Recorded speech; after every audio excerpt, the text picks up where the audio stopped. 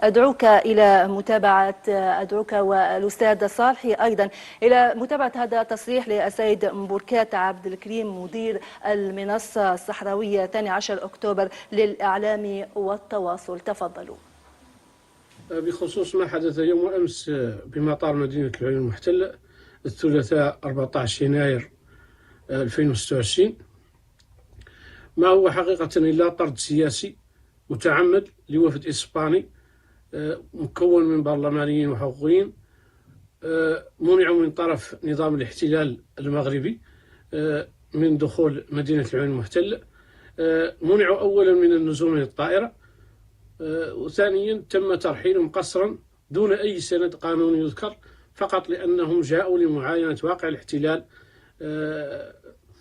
وما يرتكبه من جرائم وانتهاكات في حق المدنيين الصحراويين بالعيون المحتلة وباقي المدن المحتلة الصحراوية.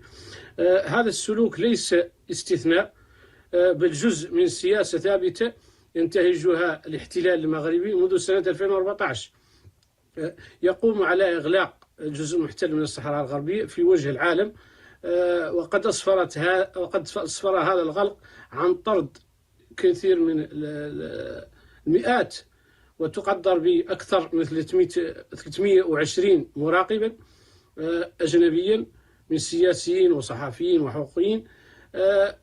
الاحتلال طبعا يمارس هذه الانتهاكات لأنه محمي سياسيا، ولولا الحماية الغربية والتواطؤ الدولي لما تجرأ على تحويل الإقليم إلى منطقة محرمة على المراقبة، إن لم نقل أن المدنيين الصحراويين اليوم بالجزء المحتل من الصحراء الغربية هم محتجزين تحت سلطات الاحتلال المغربي. ما نراه اليوم هو فرض للأمر الواقع بالقوة، فرض لسياسة الأمر الواقع بالقوة. نقول أن التعتيم لن يغير الحقيقة، ولن يسقط الوضع القانوني للصحراء الغربية، ولا الحق الغير قابل للتصرف للشعب الصحراوي في تقرير مصيره. مهما طال الزمن ومهما طال أمد الاحتلال سيزول وسيندحر آجلا أم عاجلا.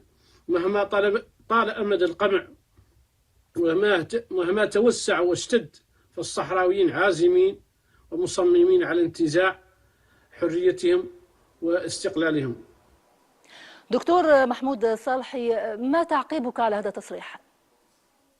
والله تعقيب ممتاز جدا، ويندرج في نقطة مهمة جدا. عندما قيمنا أو نقيم